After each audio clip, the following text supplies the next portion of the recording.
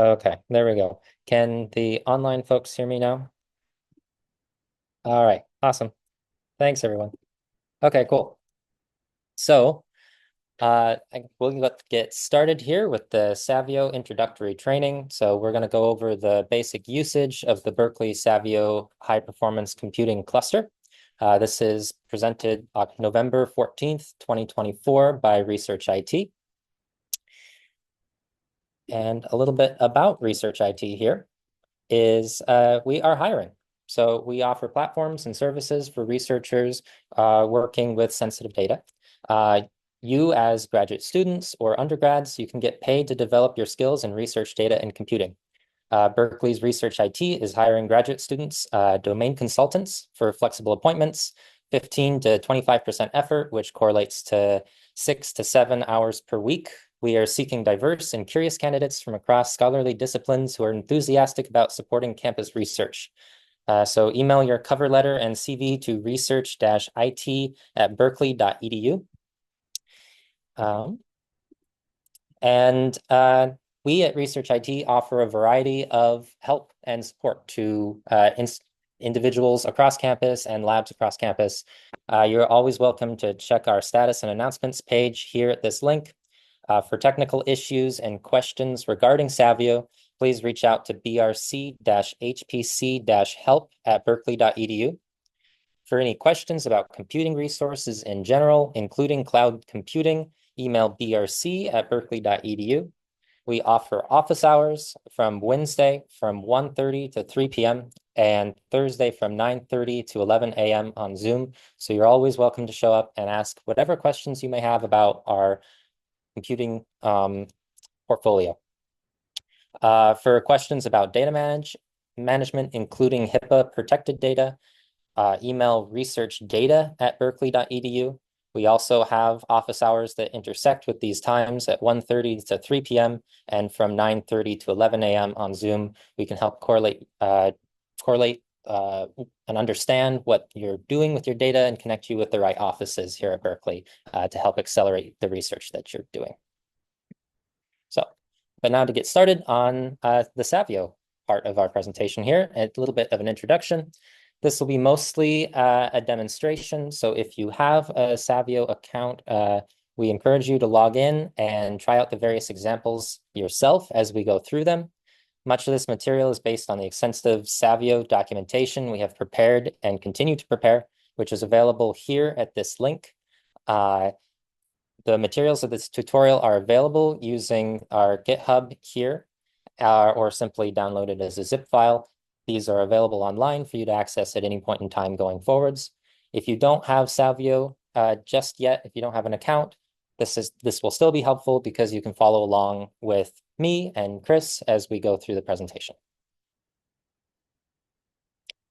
The training session will cover the following topics. So we'll just do a quick introduction on what Savio is and HPCs in general. So basic parallel computing concepts and a high-level overview of the system.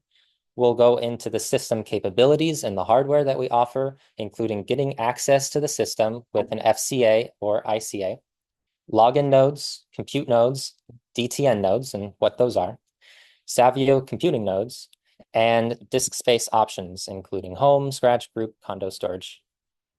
We'll then go into logging in and data transfer. So I'll show you all how to log in, how to transfer data with SCP, Globus, and how Box and B Drive help integrate into the HPC offerings that we have.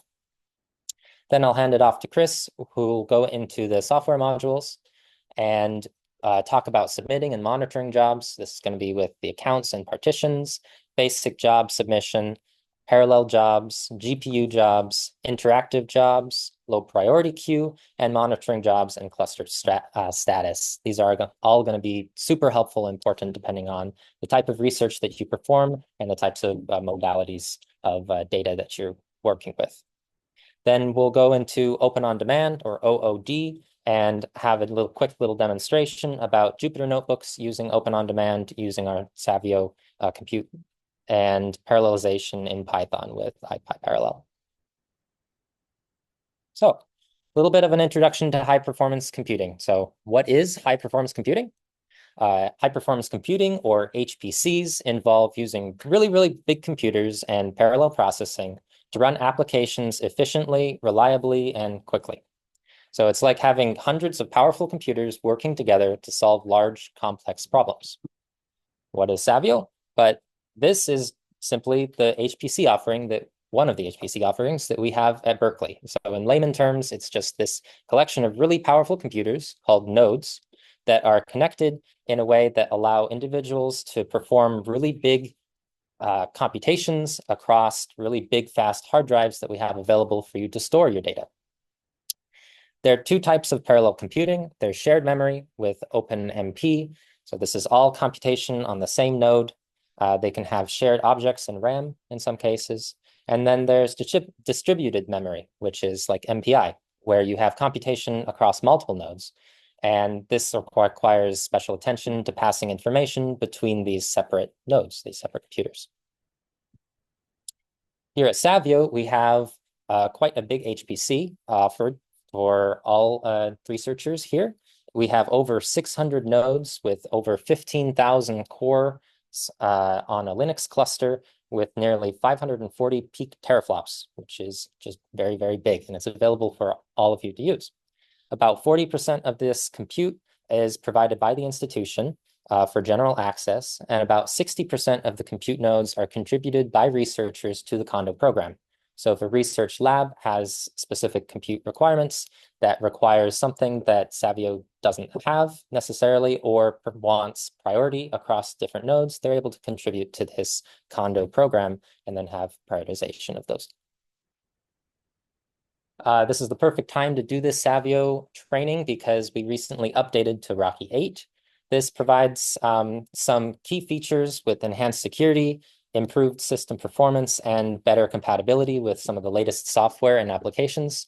A few notes to users with this new change is that the module path locations have changed from Scientific Linux 7, which is the prior version, and some different modules available with Rocky8, plus updated versions of software. And Open On Demand login now uses CalNet authentication via CI login.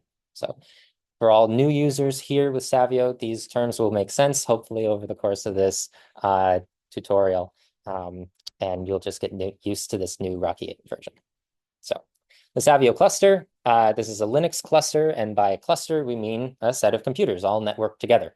And so Savio has three kinds of nodes that you can connect to. We have login nodes, we have data transfer nodes, and compute nodes. And I'll go into what each of these separate things do. But first, just a conceptual diagram of Savio. I'll use my mouse here so everyone can see it. The user, indicated with this cylindrical object here, has the ability to access the internet and then access one of these login nodes. And the user can then, from this login node, send a job to perform on all of the other nodes on the compute nodes, which are down here. And these are scheduled after you submit the job, and then it will return the data to the user in an accessible location where the user can do the next task. If the user requires that data to come off or put data on to the HPC, they can access this DTN, which will then move the data into this location, either in Scratch or in the user's home or in some other file system that the login nodes directly interact with and the data transfer node directly interacts with and the compute nodes directly interact with. So that's a little bit of the back end. We'll go into each of these steps a little bit more in the next couple slides. So getting access to this compute cluster is through an FCA and Condo. So all regular Berkeley faculty can request 300,000 service units. This is roughly equivalent to core hours, so 300,000 core hours, more or less, per year through the Faculty Compute Allowance. So that's FCA. Researchers can also purchase nodes for their own priority access and gain access to the shared Savio infrastructure and the ability to burst into additional nodes through the Condo cluster program.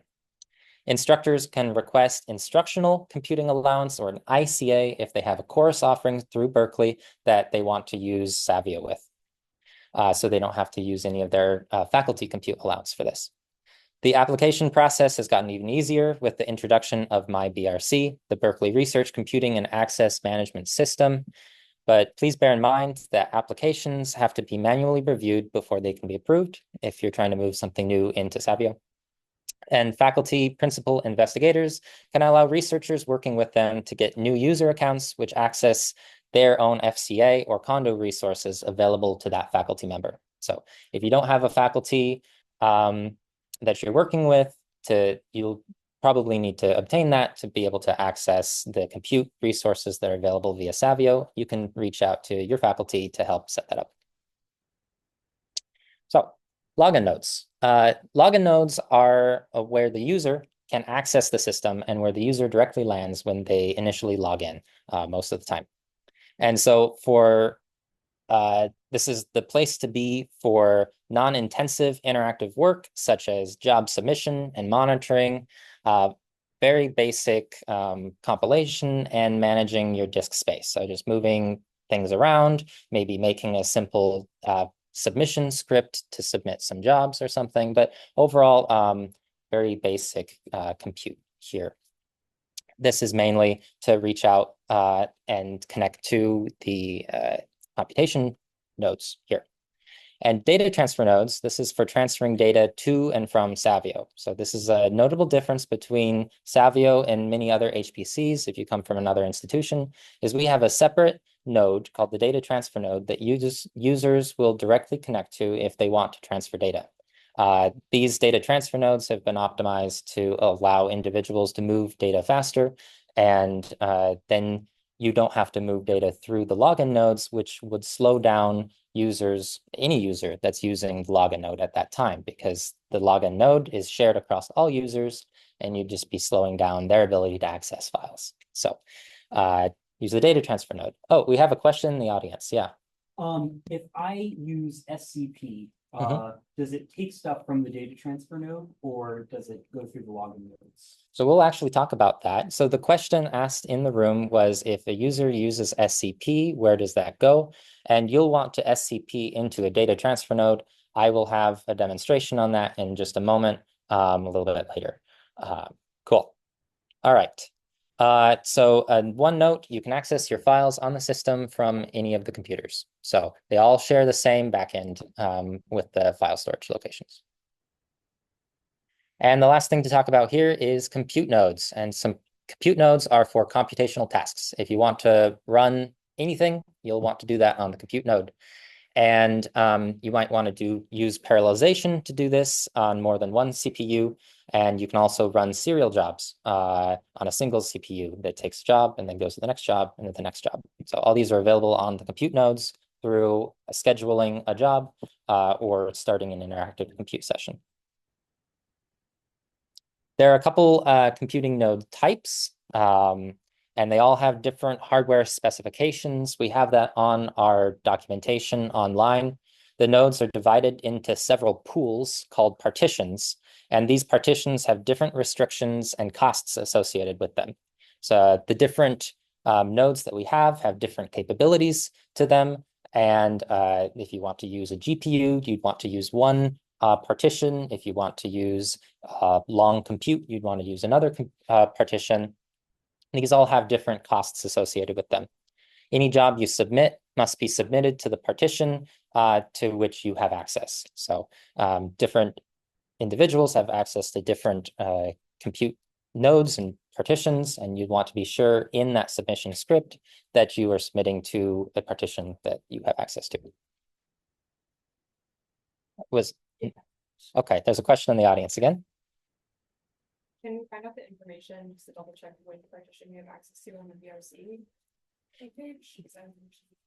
So yeah, you would be able to check all the different partitions that you have available on our documentation, and then with the specific partitions that your group might have access to. Chris, is that? Okay, Chris will talk about that. Okay. There are some disk space options here when you access this file system that includes home, scratch, group, and condo storage. You have access to the multiple times of disk space, which is you can read a little bit more about on our documentation. The file paths for where these things are located here is under global home users. This is where your home storage is. That gives 30 gigabytes per user, and this is backed up data. If you want to use a group, so say your lab has shared data, then that is on global home groups with a Savio group name that's given to your lab. This also has 30 gigabytes for the FCA, 200 gigabytes if you're in a condo program. And there's also Scratch, which is under global Scratch users and your own username. And this is connected via InfiniBand, which is very fast. And this is primarily for data storage during computation. So there's a very large allocation for users to move data, install software, and just allows faster computation than if you were talking directly to your home directory, which is in a separate location and could potentially slow the home directories down. So all three are available from any of the nodes, and changes to files when you're using one node can be seen on any of the nodes. So there are large amounts of disk space available for purchase with the condo storage offering. Also, you can find it on our documentation. And the minimum purchase is about $5,750, which provides around 112 terabytes for 5 years. Using disk space. When writing, reading data to and from disk, put the data in your Scratch under that Scratch file path. The system is set up so that disk access for all users is optimized when doing input-output I/O off of Scratch rather than from their home directories. So doing I/O with files in your home directory can impact the ability for others to access the files on the file system. A quick note for this, if you're using Conda to manage Python, and you install that under your home directory, you're going to be reading and writing out of that home directory when you're accessing that environment. So it's best if you can access that and install that via Scratch. Sensitive data on Savio. So Savio allows P2 and P3. These are California-wide, University of California-wide terms for determining the data sensitivity that you have. P4 would be personally identifiable information. So that would be like HIPAA data or maybe census data. That is data that you should not be storing or computing on Savio. We have other resource offerings available, including SRDC, which you can find more information on our website. Savio is for P2 or P3, which covers a broad spectrum of data. So if you're doing single-cell RNA-seq on some type of sample, that should be okay, more or less, with under the P2 or P3. If you're doing climate modeling, if you're doing maybe educational research or things, that most research in that space will just fall under P2 or P3. And Savio is there for all that type of computation. Or P1, which is not Or- sensitive at all. Or P1, which is not sensitive at all. And P1 would just be publicly accessible data that doesn't have anything to do with research or IP or anything like that. Okay, now that we've gone over the different parts of Savio, just we'll direct your attention back to the diagram here. So the user via the internet can access the login nodes that are here. And the login nodes, you can access the directories where your data is stored, and you can also submit jobs. The user through the internet can also access the data transfer node. And the data transfer node is where you'd be moving all your data to, which is connected to the storage locations here as well. From the login node, you can also SSH into the DTN. You're just moving positions. I'll just show a little demonstration about that too. Okay. Now, are there any questions in the room or in the audience about the diagram before I get more into how data moves in Savio? I have a question about Scratch space. Yeah. So how much space can a single user use, and is the data preserved long term? Because some organizations, they like recycle data out of Scratch for like 60 days. Yeah. So the question is how much data is available on Scratch for the user, and then how long is that data preserved on Scratch. And so Scratch is really, really big. It is finite. Chris and Amy, are we doing the data purge on Scratch yet? So conceptually, at some point, we will start purging data. We have not, we've been threatening that for many years and have not yet done it. So we're not purging data at the moment, but you shouldn't rely on Scratch for long-term storage. And in terms of the amount of storage you can use, we don't have a set upper limit, but oftentimes we'll say to people, try not to use more than about 12 terabytes. And if Scratch starts to fill up, we'll often ask people who are using a lot of space to reduce their usage. So just to answer this to the folks online, Scratch doesn't have a limit for how much you can store. We suggest users store around 12 terabytes or less. You should not store anything that you're afraid of losing because Scratch is not backed up. And there's not a data purge policy just yet because we have not instituted that because we haven't reached the limit of Scratch just yet. But that would be something that we would implement in the future. Okay. Oh, yes. Said about DTN. Okay. So the user here via the internet can move into the data transfer node. And from this data transfer node, they would want to be moving their files into that location. And then the DTN will move those files into the location here in the directories that you want to store those files. These directories here are accessible via the compute nodes and the login nodes, so you can check on the status of your data and move things around and make new files. Yes. Mark might be answering it. Question is about selecting different types of partitions. Yeah. Okay. Thank you. Yeah. So the question about selecting different types of partitions will be answered by Chris later on in the presentation. Oh, one more question in person. Is there an easy and quick way to find out how much storage on Scratch you're using up?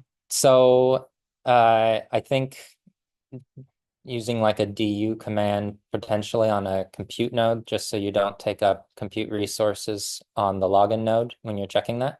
Yeah. Okay.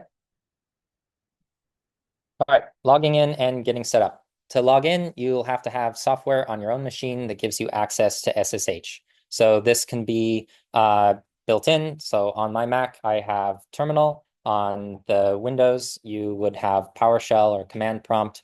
Other applications for Windows users might include MobaXterm. And if you're on Linux, then you should also have Terminal.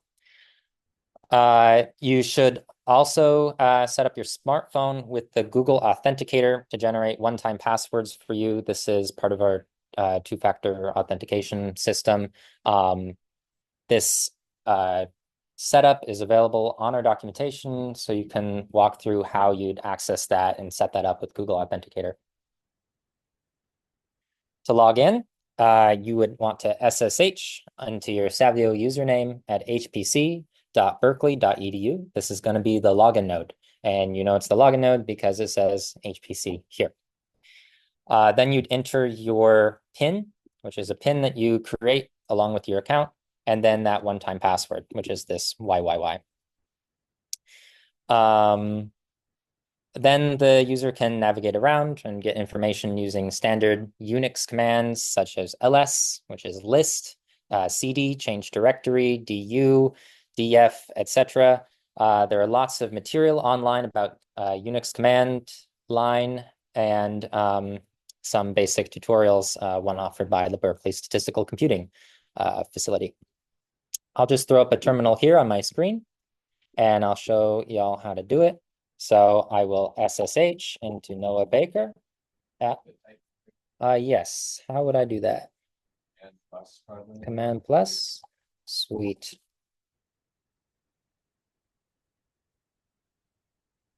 Okay, let's have that not get cut off. Okay, so at hpc.berkeley.edu. Oh, Look at that. hrc.vrc.berkeley.edu. Great. Cool. And this is going to be my pin. And I'll pull out my phone here for Google Authenticator. And it gives me a one-time password that will expire within a couple seconds. And there we go. Tells me my last login. And here I am, Noah Baker at login node 3. If we look back to that diagram, I'm on login node 3. And I can ls. These are the different directories I have. I can print my working directory, which is where I'm at, which is my home directory. Okay. Cool. Any questions about this? This is kind of a fundamental part. The hardest part is sometimes just getting started. Any questions? Okay, cool. All right, graphical interface. So if you want to open programs with graphical user interfaces, you want to SSH with the Y flag. To display graphical windows on your local machine, you need an X server software in your own machine to manage the graphical windows. So for Windows, you can use MOBA Xterm, Xseed, or Xming. Any of those. For Mac, there's Xquartz. An option that would be better would be to use Open on Demand, which we'll go into a little bit later, to access Savio via your browser. All right, logging in via browser using Open on Demand. So you'll want to move to ood.brc.berkeley.edu, and you'll log in with this via your CalNet login credentials. So you won't need the Berkeley Authenticator for this one. And I already have it up here. So this is openondemand.brc.berkeley.edu. That's just, you just follow that and log in via CalNet. For a terminal, you'd click on clusters and then BRC shell access. So up here in this top ribbon, there's clusters, and BRC shell access is going to open a new window here, or new tab. And this is the same as SSHing into that login node. This time it just landed me on login node 2. If I ls or pwd, you'll see I'm in the same place and have access to the same files. Cool. All right. Editing files. So you're welcome to edit files in Savio rather than copying files back and forth on your own computer or elsewhere. To do so, you'll need some kind of text editor if you want to do that in terminal. Savio has Vim, Emacs, and Nano installed. You just have to start the editor from a login node and load the module. Chris will go into a little bit more about the module system here. But if I do module load Nano, Nano is loaded up. I prefer Nano. I think it's an easy way to start with a text editor.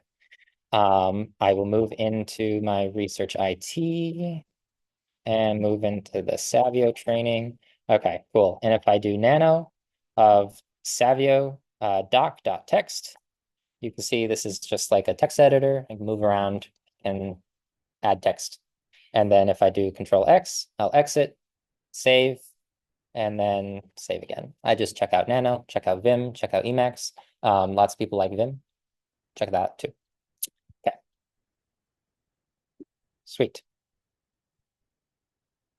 All right. Data transfer with examples to and from laptop, Box, Google Drive, AWS. So to do any work on the system, you'll usually need to have some data on there. And you'll need to move that into Savio. So either from your home directory, your Scratch directory, or group directory somewhere. And once you're done with the computation, you'll generally need that off to give to somebody else to do something on your local computer or what be it. So I will demonstrate how to do that here. So data transfers for smaller files, SCP. So the most common command line protocol for file transfer is SCP. And so you'll need to use the Savio data transfer node, which is going to be dtn.brc.berkeley.edu. You'll note the difference here that instead of HBC, it's DTN because you're going to the data transfer node. And the example file, Bay Area .csv is too big to store in GitHub. Okay, cool. So SCP, you'll be saying the file from the location that you currently want to move the file from. So in this case, it's my personal computer. And then you'll be going to your user at dtn.berkeley.edu. And then you'll be listing the directory that you want to move this into. So in the case of my terminal here, I'm going to exit out of here. So it brings me back home. I want to move rat intro.txt. And so this just looks like that. It's cool, just a text file. And so I'm going to do scp and move my rat intro.txt into Noah Baker at dtn.brc.berkeley.edu. And I'll want to move this into my research IT folder.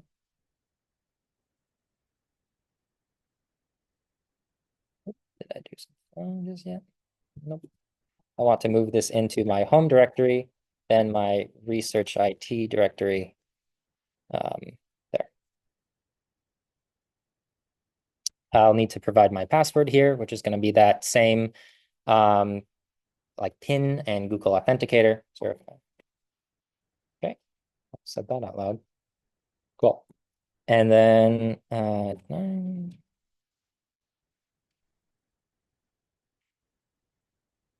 cool. And so it has moved my file now. So now that should be up on here. There we go. rat intro.txt is now available here on my HPC. So that seems nice, and it's pretty powerful. You can do that on individual files, or you can bundle them all up in a tar or a zip or some other variant of a compression, and then move that compressed file into Savio. But there are other alternatives that you can do instead. Data transfer for smaller files. Another alternative is SFTP. You can do this via FileZilla. After logging into most SFTP applications, you'll see windows for the Savio file system and your local file system on your machine. You can drag things back and forth.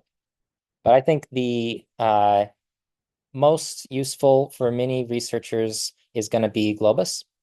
So you can use Globus Connect to transfer data to and from Savio and between any other resources quickly and unattended. So this just works in the background. This is much better for large file transfers and really nice because there's a user interface that you can use as you move files around. Possible transfers between endpoints. So this is Savio. This is your laptop or desktop. This is other clusters like NERSC or Access, formerly known as Exceed, B Drive, collaborators and other researchers not in Savio. And you can also move it between UCSF Swinton too, if you happen to be also on there.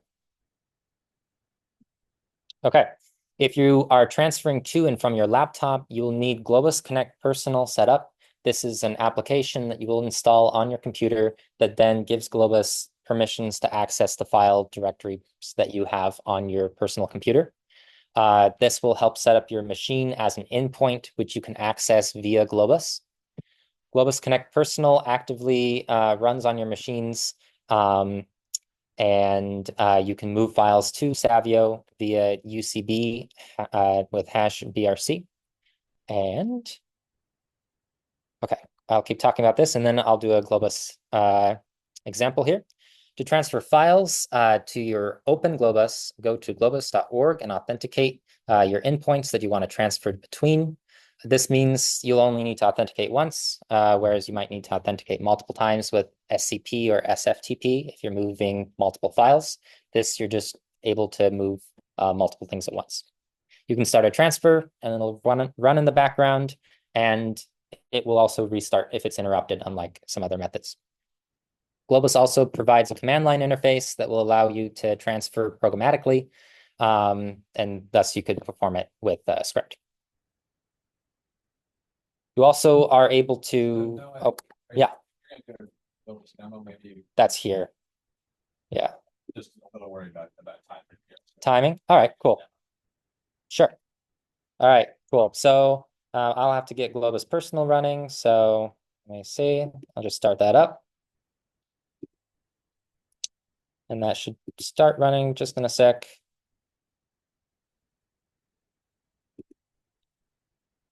While that's starting up here, I will move to UCB, BRC, which is here.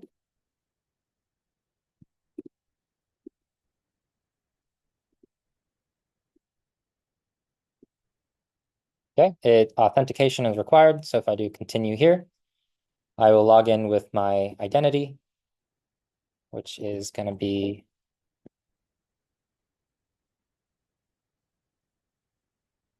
the PIN that you set up along with your Google Authenticator.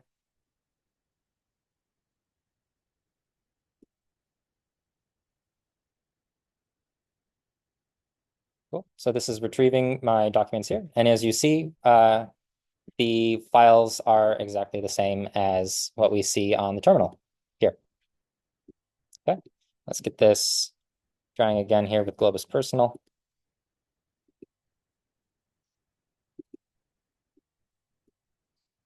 We'll edit this part of the video out. What do you say?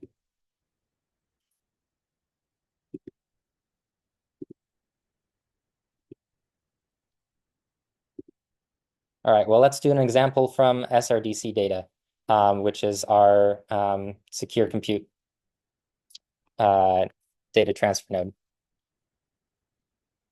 for folks using SRDC.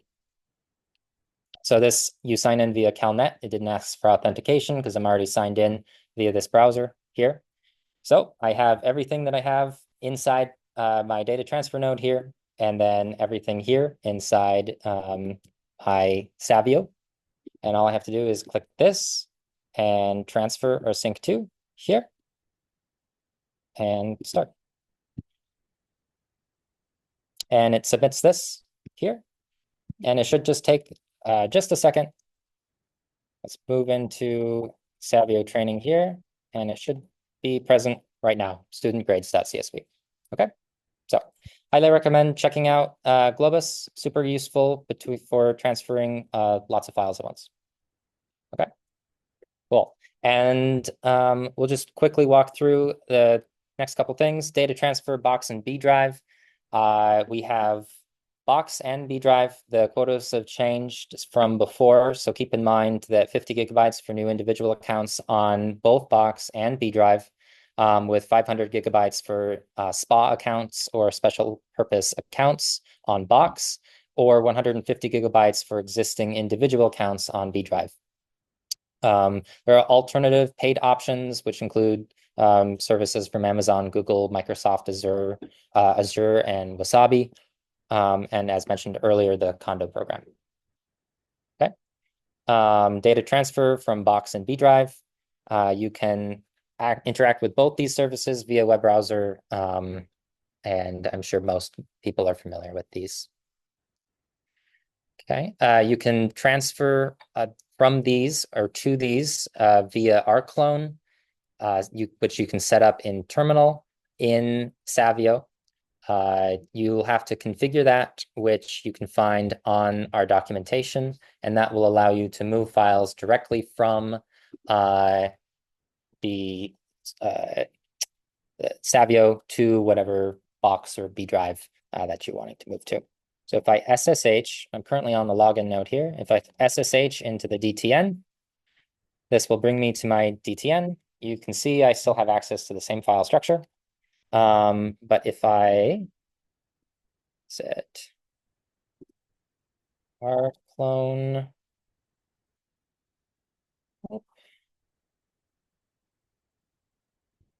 hey Chris, what's the command for listing your directories on rclone? Like, I think probably we don't have a lot of time. Okay. For this, so maybe. Okay, cool. So we will skip that, but you can set up an access point via rclone. And it's list for notes. Cool. So I have B drive set up.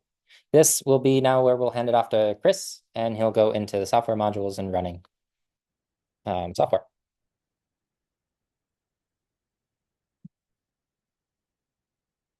So what I'm going to try and do here is have the slides in the top, and then I'm going to have a terminal in the bottom so we can see both the slide material and and what I'm doing in the demo at the same time.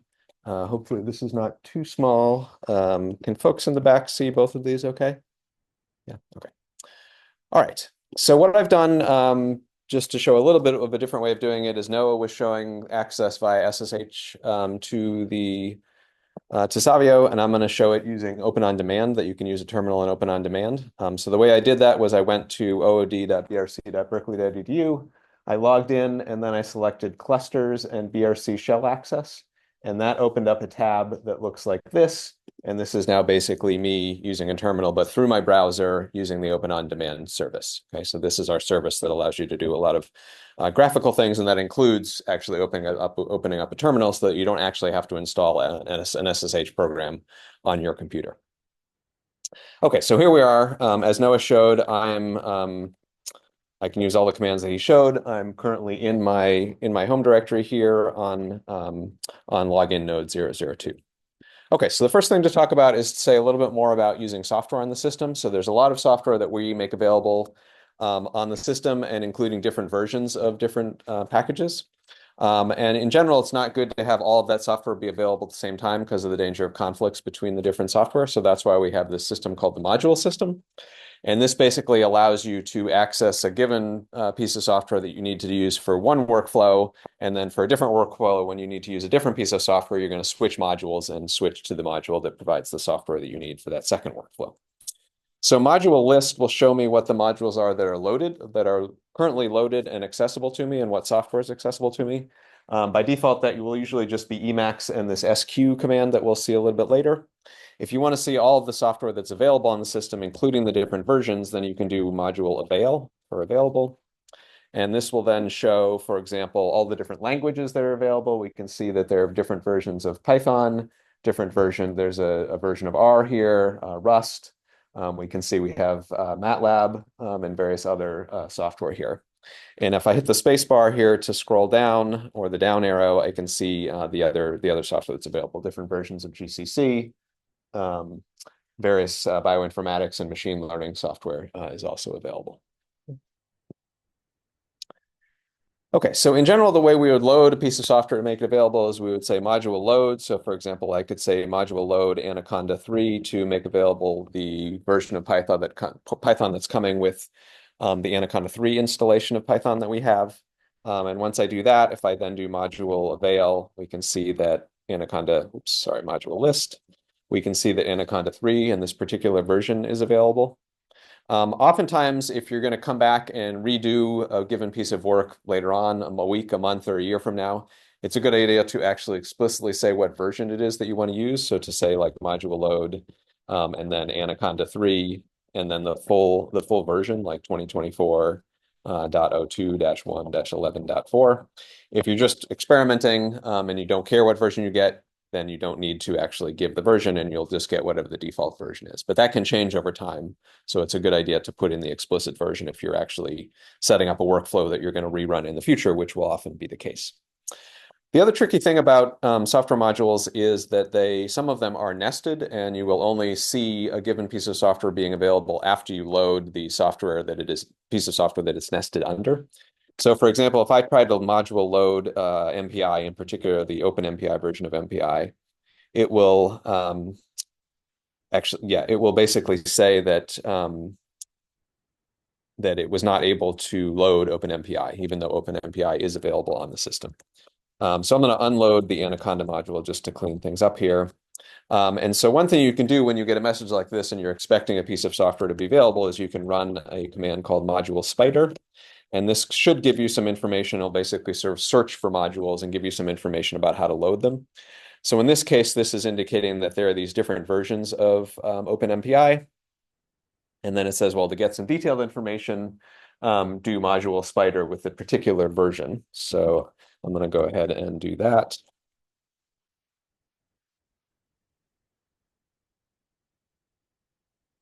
And once I run that, it says, oh, actually, there's a dependency situation here that in order to run in order to load OpenMPI, you actually need to load one of the GCC versions. So the MPI that's installed is specific to a GCC module, a compiler module that's on the system. And so this suggests that what I really need to do, as indicated in the notes here, is first load the GCC module, and then I can go ahead and if I say module avail, what we would see down towards the bottom is once I've loaded the GCC module, it should show me somewhere here. I'm actually not seeing.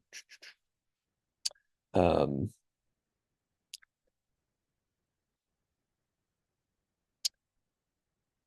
it's now showing that nested within the GCC module, there are these other various modules that I could load, including that I can load OpenMPI here. So at this point, if I now tried to do module load OpenMPI, this would succeed, and I could do module list, and I'll see that I have. Oops, what happened here? Module load. Not quite sure what happened there when I tried that a second ago. We can now see that both the GCC module and the OpenMPI module are loaded and are inaccessible to me.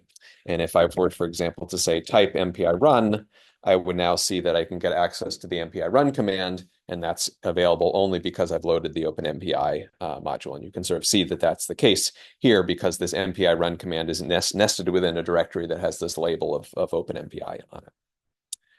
Okay, so questions about the software modules at all? Okay, so let's go. Actually, one more thing about software modules. So one particular thing that changed when we switched from Scientific Linux 7 to Rocky8 is the Python and R modules. One slightly confusing thing is there are a few different modules that provide Python. There's sort of a base module that's just Python / the version. That has some Python packages available with it, but not a huge array of them. The Anaconda 3 module also provides Python and a somewhat broader array of Python packages with it. And if you're going to be working with Conda environments, you would want to load the Anaconda 3 module. And then we specifically have modules for some of the common ML software like PyTorch and TensorFlow, where we have those installed inside particular modules with particular versions of Python. Yes, Amy. Modules for different languages loaded. Yes, so I could load, for example, R and Python at the same time, or various other combinations. And yes, usually you would basically think of a module as being if you're looking for a particular software package, there's a module that provides that particular software package. Okay, so let's now turn to submitting jobs. So the idea here is as Noah mentioned, you're going to log into a login node, and then to actually do any work, you're going to need to submit a job. Now that could be submitting an interactive job that will put you on one of the compute nodes, and then you can type away and do your work. Or it could be a background job that you would submit with the sbatch command where you submit it, you go and get coffee, you go to sleep overnight and wait for the results to be returned to you. So we will see both an interactive job and a background job using srun for interactive jobs and sbatch for background jobs. Okay, so before we get to actually submitting a job, we actually have to know what are the different kinds of machines that we have access to as a user. So this is a command that will basically show what are the partitions that you have access to for any particular user. So I'll put in my username, but you would put in your username. If you're curious about somebody else, you could put in somebody else's username. The different partitions are basically the different generations of hardware. So there'll be a partition, a current partition like Savio 4 HTC has the current generation of the CPU-based nodes. There's also a Savio 4 GPU partition that has the current most recent GPU nodes.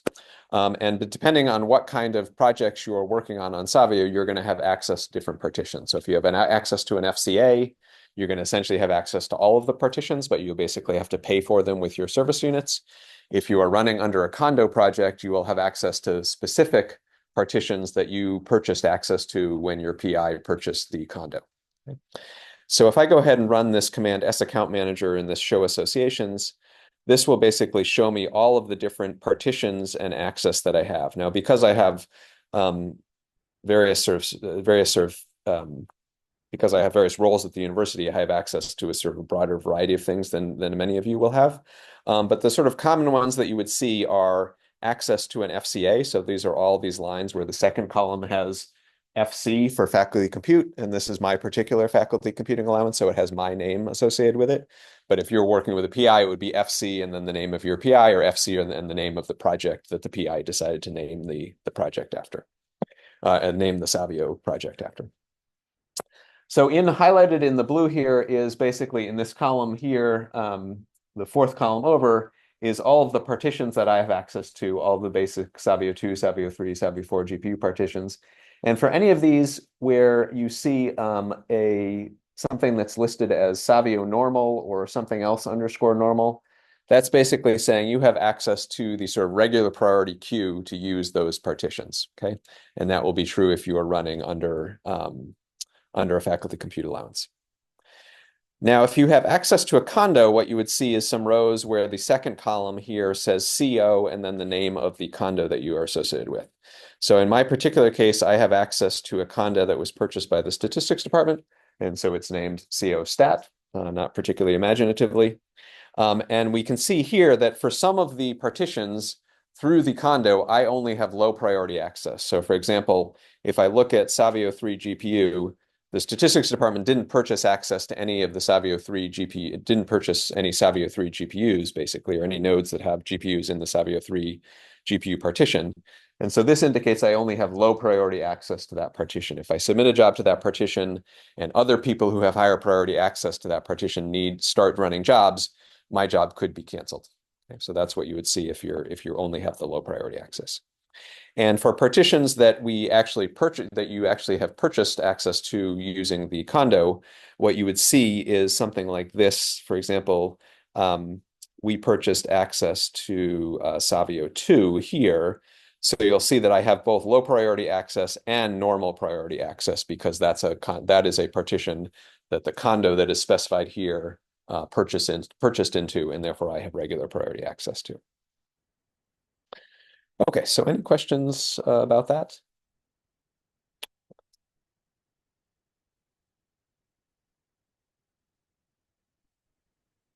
Okay, so now let's go ahead and look at submitting a job. So if you were going to submit a background job, what you'll do is you'll prepare a job script, which is just a bash shell script. And the shell script basically has two pieces to it. The first piece is going to be a bunch of comments, and those comments are going to be interpreted by the Slurm scheduler as information about what resources your job is requesting. And then the second piece, so that's sort of shown up here. The second piece at the bottom is just going to be the commands that you actually want to run as part of your job. Okay? So if I go into the directory that contains the materials for the workshop, and I look at this job.sh, this is precisely what I have in the slides here. You can see that I've specified there's a job name. I'm just calling this test. There's an account, so I'm going to do this under my faculty computing allowance. I'm requesting 4 cores on a particular node in the Savio 3 HTC partition. Okay. And then I also need to specify a time limit. I'm just going to specify that to be 5 minutes here. And then what am I going to do? I'm going to load the Anaconda 3 module because I'm going to run some Python code. So that's going to make Python available to me. And then I'm going to run Python on this Python module file, calc.py, which is going to do some linear algebra, just as an example of doing some computation. So the key things that I'm requesting here are I'm specifying the account that I'm using. I'm specifying a partition that I have access to in that account, and that's the partition, the hardware, the kind of hardware that I want to use. And I'm specifying a time limit, and those are sort of the 3 main things that we'll generally need to specify, as well as also the number of cores or number of nodes that I want to run on. Okay, so I'm going to hit Q to get out of my less command here. And now we're going to go ahead and submit this job to the scheduler. So I'm just going to run sbatch and job.sh. And you'll see that I've submitted this job. It gets a number here. And so what I can do with this number is I can now say SQ and the name of the job, and I can see whether or not that job is running. Okay. So I got a little bit lucky. There were enough cores available on the Savio 3 HTC partition that there were enough there available for me to actually take up 4 cores on a single node. So this job is running. That's what the R under the status column means. It's been running for 8 seconds, or at least it was when I submitted this command. And we can actually see what node it is running under. It's running on node 0220 on Savio 3. I could look and see at the resource. I could look at the resource usage of this job using the wwall command. Oops, I thought I had that in my buffer, 48902. maybe I'm getting the syntax wrong here. Let's see if this is, oh, because it's not running anymore. That's why I was not able to run the wall command. So let's go ahead and resubmit that job so that it runs again. And this is now 9:10 here. Okay, so that indicates that it's running. And if I run wall -j, this will basically show me the usage of this task at the moment. It says it's using 0% of CPU. I'm wondering if it's still running. And the other thing we can do is we can actually log into this node and see if we can see something about the behavior of the job. So I'm actually going to SSH and I'm going to run the top command. And so here we see, I'm not sure why it was showing 0% with wall, but here we see what's actually going on is this is my Python process. You can see that here in the rightmost column. And it is using right now about 400% of a CPU. Okay, so it is actually using 4 cores. Python is running against a linear algebra package that is threaded, so it can use multiple cores to carry out the linear algebra. And that's why we're seeing that it's actually showing as using 400% of CPU. You might think it's impossible to use more than 100% of a CPU. The reason it can do that is it's using 4 cores, but it's reflected as usage of those cores as a single process instead of as multiple processes. So if you're wondering if your code is running sort of at full efficiency, if it's parallelizing, it's often a good idea to, you can log into the node and sort of check what's going on with top or ps or other commands like that. Okay, so it turns out that the code finished running, and as soon as the code finished running, it kicked me out of my SSH session, which is why it said this connection was closed by the remote host. And so now at this point, we can see that I'm back on the login node as indicated by the fact that it says at ln002 here. Okay, and another thing you can do to sort of look at the job after it has finished and get a sense of what resources were used is you can use this saccount command. Oops. And that will, one of the main things that will show you is how much memory was used. So one of the most common problems with a job is going to be that with jobs that fail is they may have run out of memory on the machine that they were working on. And so if we lost track of my cursor here. That's awkward. So, yep. Okay, so for some reason, something went wrong with this terminal and I can't actually see my cursor anymore. All right, so I'm sort of working in the dark here. But if I go ahead and enter the job ID of the job that I ran, and with this invocation with the -- format, oops, I made a mistake there and put a quote in.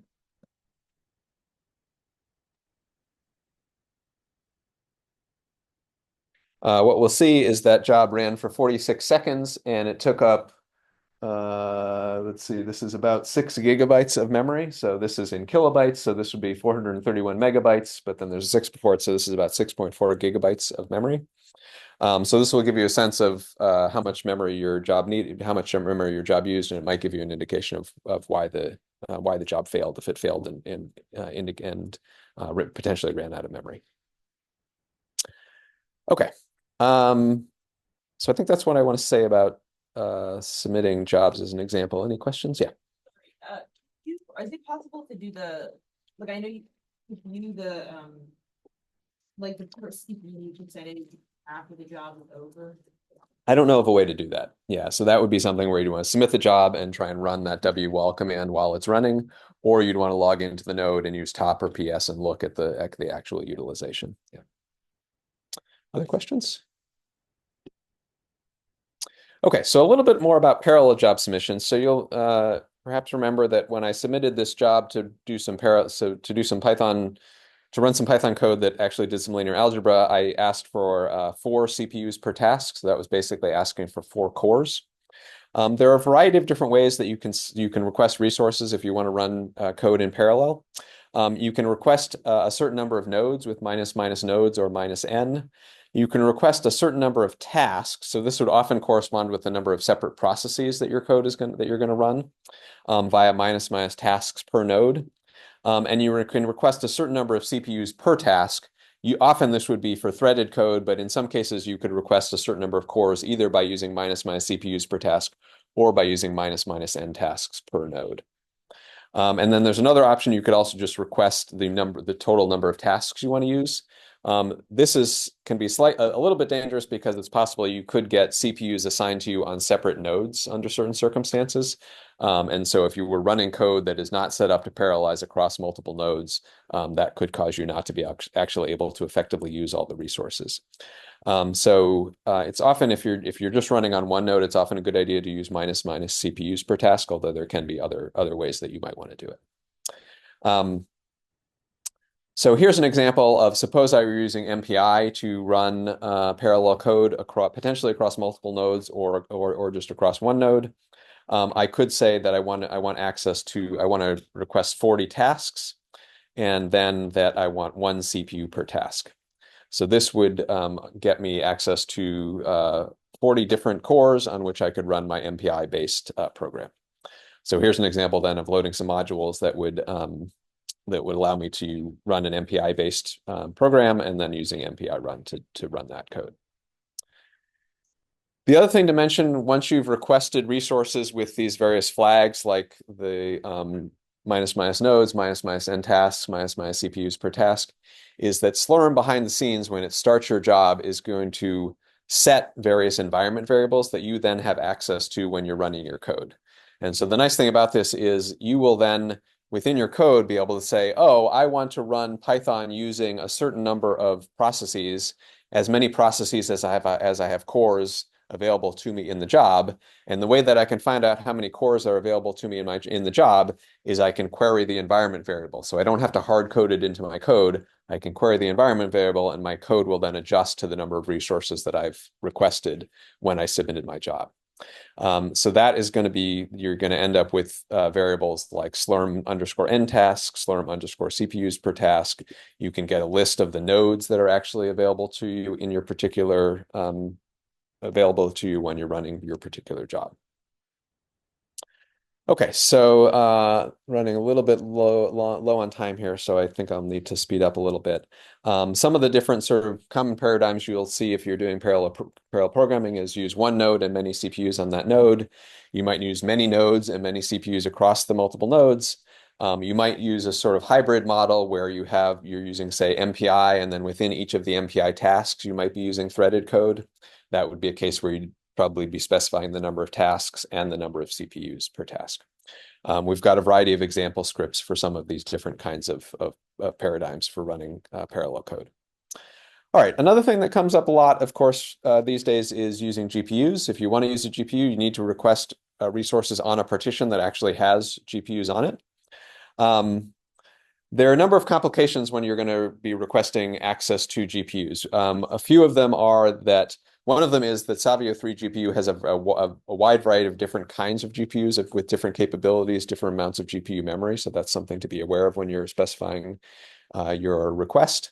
The second one is when you're submitting GPU-based jobs, the syntax and the flags you need to provide can get somewhat complicated. And there's a variety of different sort of requirements that we have in terms of how to actually specify that. But the basic story is you need to say --grez equals GPU, and then the type of GPU you want to use, and then the number of GPUs you want to use. And then you will need to request a certain number of CPU cores for every GPU that you request. And there's a minimum number that you'll need to request that is in the documentation. So I think for the sake of time, I'm going to sort of skip over additional details here and just go to an example of this. So I'm going to combine the idea of using a GPU with illustrating the use of an interactive job. So before we saw use of a batch job where we submitted the job with a job script and it ran in the background.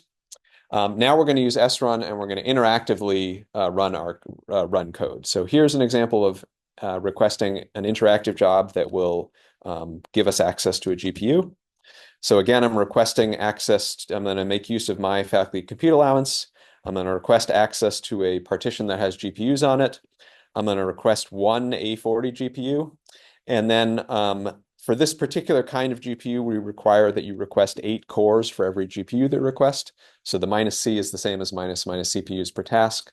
That's saying I want to request 8 cores. 10 minutes of runtime.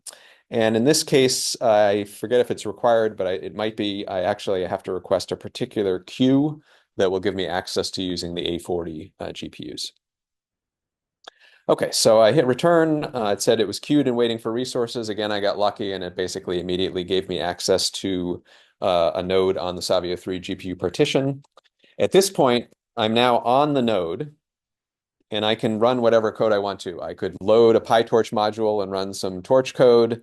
I could run a CUDA module and run some code that makes use of CUDA. I could do whatever I want. I could do module load. I could run Python, etc. Just to sort of verify that I actually have access to a GPU, I can run the NVIDIA SMI command, and that should show me here on this node that there are two A40 GPUs on this node. And we can look and see, it looks like neither of them is really particularly being utilized at the moment in terms of the percentage of the GPU capacity. It looks like this first one, about 1 gigabyte out of the 46 gigabytes of GPU memory is being used. And at the moment, it says there's one process that's using one of those GPUs. If I started running my own code that used the GPU, we would presumably see my process in here as well. And then just to illustrate this idea of seeing the Slurm environment variables, if I type env and then I pipe that into the grep command to look for particular environment variables that have the word Slurm in them, you can see that there are all these environment variables created that I can then make use of. For example, there are 8 cores available to me on this node. That was because that's what I requested. I only requested 1 node, so the number of nodes is 1 here. And there are various other, there's a Slurm GPUs on node that indicates that I requested 1 GPU. Okay, so questions about the GPU or interactive jobs? Yeah. So it looks like you're using, again, --pty dash. But for some reason, I've been using --I at the end. You know what? Yeah, I've never sort of every so often I go remind myself of what exactly what minus pty is. It's sort of an arcane invocation. Either of those should be fine, and Right. I don't think there's a need to distinguish. Yeah, I don't think there's a need to distinguish between those.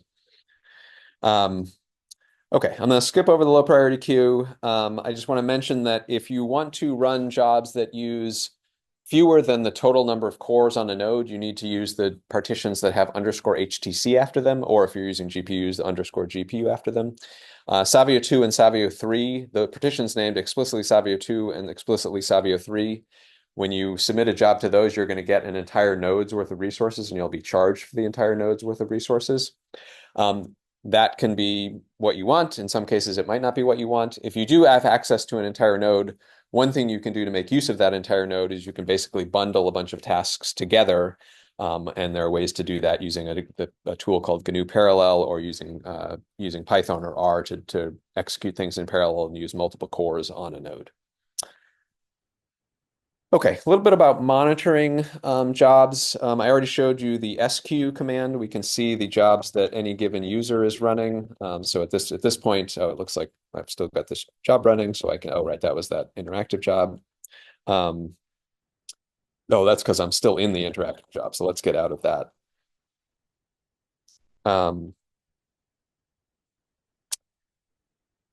Yeah, so you can run SQ. There are a few invocations there to see that. One of the things that's really useful is to be able to see how much usage a given partition is getting.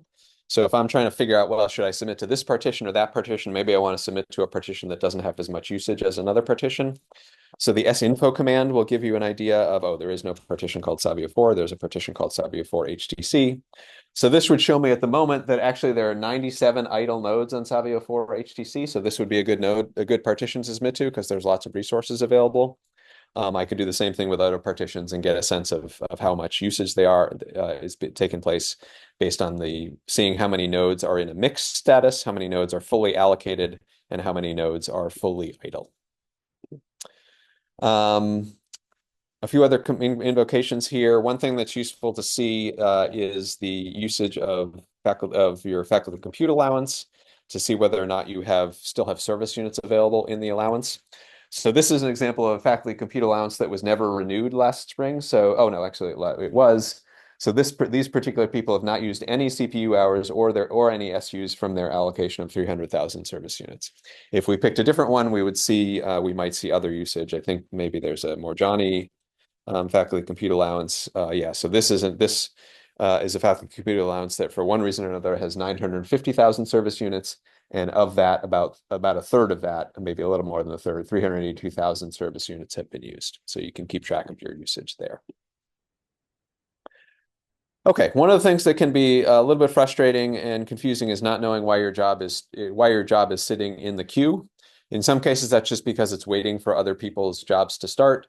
There are cases where if you give the wrong set of flags, it might just sit in the queue forever because you basically requested an impossible situation and it might not actually tell you that you requested something impossible. So we do have this command called SQ that is a useful tool to sort of summarize the jobs that are in the queue and are running and why they might not be running. I'm running out of time, so I don't really have enough time to say too much more about that. And I think maybe sort of the last thing I'll say is just a little bit more about Open on Demand. So let me just do this by sort of showing you visually what you see when you log into Open on Demand. So you'll see these different tabs at the top.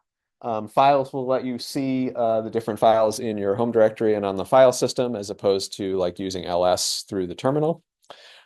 Jobs would actually allow you to see your active jobs, so that would be an alternative to using that SQ command that I mentioned.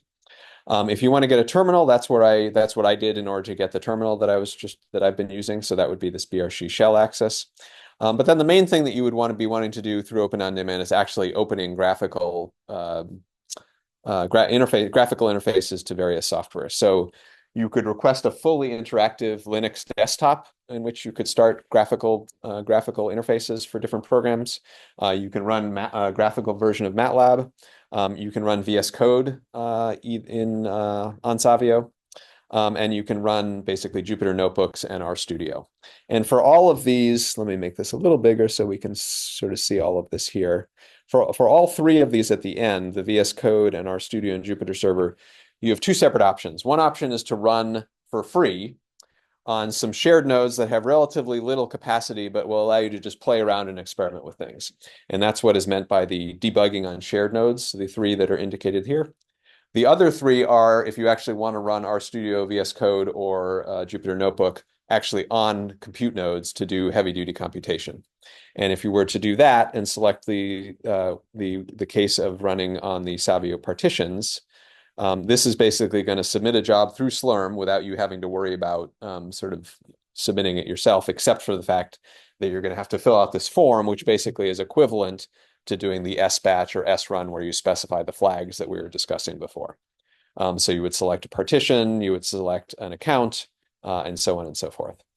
Once you do that and submit it and start your work, if you then went into the terminal and did SQ, you would actually see a job associated with your OOD, your Open on Demand session. So it's all being run through Slurm. It's just a question of whether you sort of get this graphical interface in your browser by which to set up the work that you want to do. Okay, so sorry to sort of right free in that little drop down menu. That's free. Oh, okay. Tell why there's two choices there. Yeah, no, yeah, thanks. I appreciate that suggestion, Eric. Actually, Amy, would you mind writing me an email with that suggestion? That would be great. Okay, so let me just stop there since we're basically running out of time. And let me stop and see for a couple minutes whether folks have questions that they'd like while we're here together as a group. Or any questions from the online folks, Amy? Yeah. You might have already mentioned this, but there are a lot of like, I want to put things that you have available to you. How do you know which one is best to use? I'm pretty novice. Yeah, so the way that I usually think about it is at the top of my decision tree is, am I using a GPU or not? And do I want to run on a small number one or a small number of cores, or do I want to use an entire node? So that will be distinguishing the GPU, the HTC, and the other partitions. After that, basically, if you're doing something intensive and you want it to finish quickly, you're better off choosing Savio 4 compared to Savio 3, even more so compared to Savio 2, just the latest generations of hardware. However, if you're not too concerned about how fast it runs, the older partitions are going to be cheaper in terms of SUs. So if you don't care too much that it's going to take a little while to run, you might just let it run on the older partitions. And then the other aspect of it is if you're using a condo, then you'd want to run in the partitions that you actually have regular priority access to. Yeah, Joe, right? Yeah, So, so Slurm has a lot of resources online for, looking things up. I can ask the large language model. Is there any place where I can be pointed to the relevant differences between how Savio's configured their Slurm stuff and this? I don't know if there are any differences in the relevant things. Yeah, I mean, the way that I usually do it is we've tried to be pretty comprehensive in the research IT docs. And so what I will generally do if I've forgotten something is I'll go in here and I'll actually often just use the search feature in the docs, which is usually pretty good about pulling up the relevant pages. So the docs are, I think, fairly complete. But they're also, can be hard to find what you're looking for unless you search for it with the search feature. So that'd be my suggestion. Okay, cool. Other questions? Yeah. Yeah. Another question, what are the signs when somebody else is gumming up the login?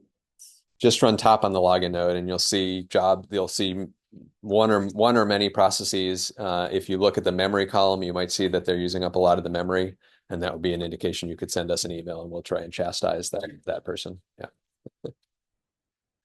Other questions? All right, so I know people we're at time, so we'll stick around for some time if people want to ask questions one-on-one. There's some pizza in the back for people to grab, and thank you for attending, and hope you found this useful.